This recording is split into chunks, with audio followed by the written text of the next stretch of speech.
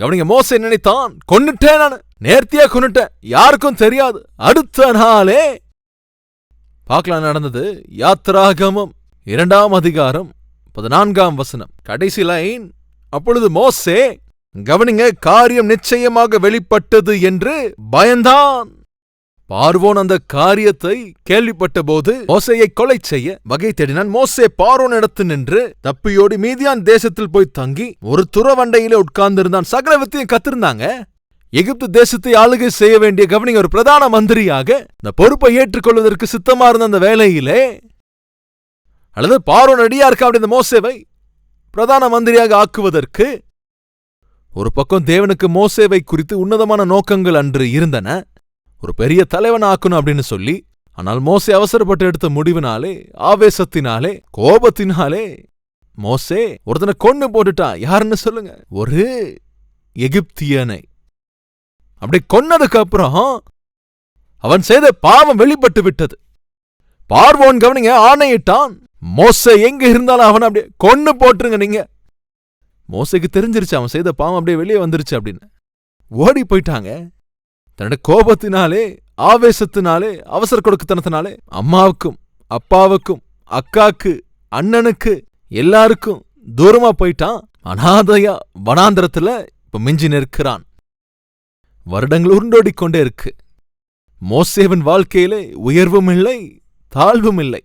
அநேக வித்தைகளை கற்று தேர்ந்தவன் போய் ஒரு வேலைக்காரனா ஆடுகளை மேய்ச்சிக்கிட்டு இருக்கிறாங்க.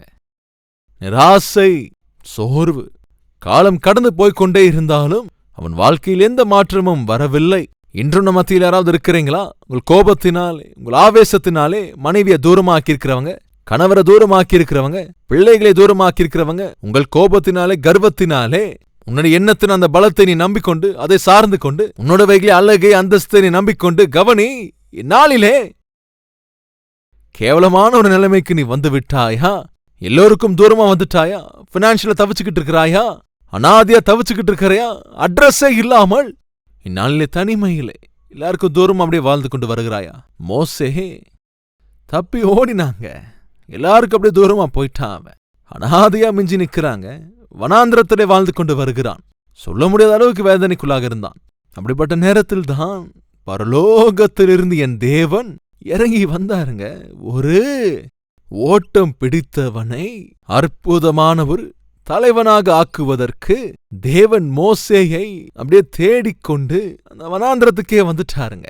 மோசே மோசே ஒரு ஓடி போன ஒருவனை தேடி வந்த தேவன் தான் நான் அறிவிக்கின்ற என்னுடைய, கவனிங்க, என்னுடைய தேவன். இன்று நம்ம மத்தியில் யாராவது இருக்கிறீங்களா? நீ செஞ்ச தப்புனால உன்னுடைய வேலையை இழந்து நிற்கிறாய். நீ ஏமாத்தினதுனால அவன் வியாபாரம் அப்படியே தலைகீழா நிக்குது. இன்னைக்கு நீ தெரிந்து கொண்டிருக்கிற அருவருப்பான உறவினாலே இன்று குடும்பமும் கூட அதை இழந்து போய், கவனி, பிள்ளைகள் உனக்கு தூரமாய் போய், உன்னுடைய கர்வத்தினாலே, கோபத்தினாலே, கவனி, ஆவேசத்தினாலே எல்லோரையும் தூரமாக்கிட்டு அனாதையா மிஞ்சி நிற்கிற இந்நாளிலே அட்ரஸ் இல்லாமல் வாழ்ந்து கொண்டு வருகிறாய். உனக்குதான் ஒரு நற்செய்தி. உன்னை போன்றவர்களைத்தான் என் தேவனவர் தேடி வருகிறார். ஏனென்றால் அட்ரஸ் இல்லாமல் போயிருக்கிற, அனாதையாக மிஞ்சி நிற்கிற உன் மீது மேலான யோசனைகளை கொண்டிருக்கிற தேவனவர் உன்னை ஒரு பெரிய மனிதனாக மாற்றுவதற்கு தேடிக்கொண்டிருக்கிறார்.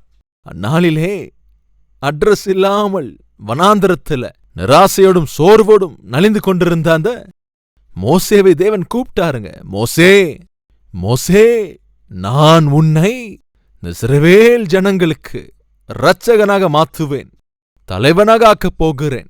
நிம்மதி இல்லாமல் நீ வாழ்ந்து கொண்டு வருகிறாய். தூக்கமே இல்லாமல் வாழ்ந்து கொண்டு வருகிறாய். நிராசையோடும் சோர்வோடும் நீ தவித்துக் கொண்டிருக்கிறாய்.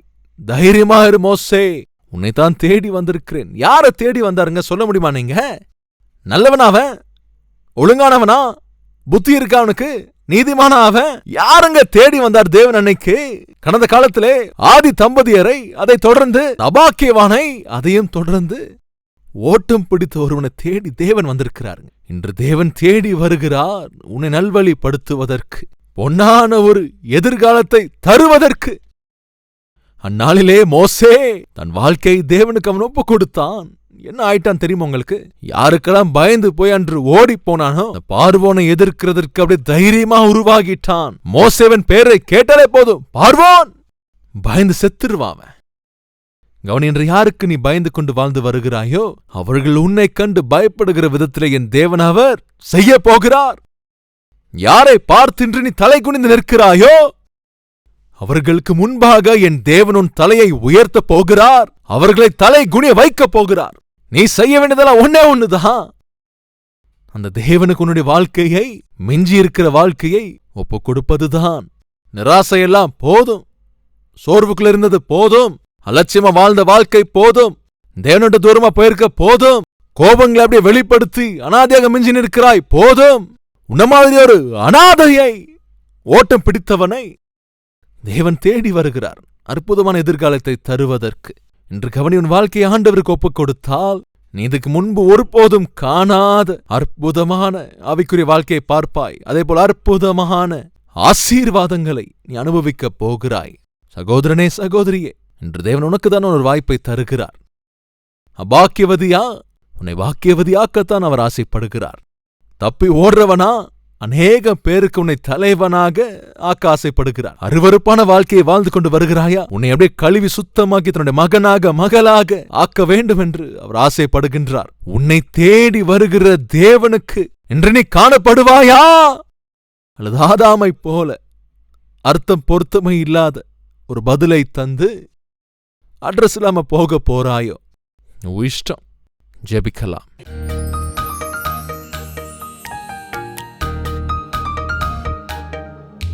ஆண்டவரே, நீங்க எனக்கு வேணும். ஏசப்பா, நீங்க எனக்கு வேணும். அப்பா, ஒரு அபாக்கியவன் தான். அப்பா, ஓடி போனவன் தான். அப்பா, ஒரு பொய் பேசுறவன் தான். அப்பா, என்னை நல்வழிப்படுத்துங்க. அப்பா, என்னை சந்திங்க. அப்பா, என்னை ஏத்துக்கொள்ளுங்க ஆண்டவரே. என் குடும்பத்தை ஏற்றுக்கொள்ளுங்க அப்பா. என் பிள்ளைகளை ஏற்றுக்கொள்ளுங்க அப்பா. என் வாழ்க்கையை ஏற்றுக்கொள்ளுங்க ஆண்டவரே. ஆசீர்வாதமாய் மாத்துங்கப்பா. என்னை எப்படியா நீங்க விட்டு விடவில்லை? என்னை தேடி நீர் வந்திருக்கிறீர். என் வாழ்க்கை உமக்கு நான் ஒப்புக் கொடுக்கிறேன். என்னை ஏத்துக்கொள்ளுங்கப்பா. ஆசீர்வதிங்கப்பா. ஆவிக்குரியவனாக மாத்துங்க. அநேக பேருக்கு ஆதரவாக என்ன மாத்துங்க. என் வாழ்க்கை இது முதற்கொண்டு என்னுடையது அல்ல, உமக்கே ஒப்புக் கொடுக்கிறேன். உம்முடைய மகனாக, மகளாக நான் வாழ்கிறேன்.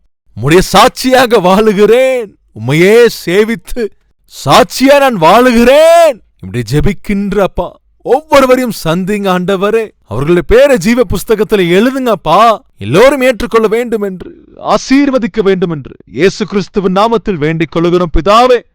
ஆமென்.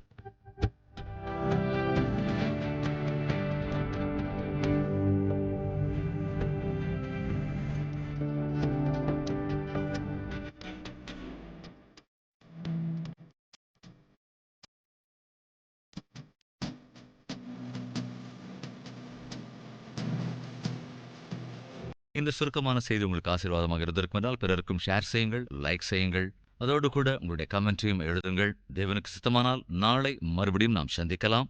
ஷாலோம்.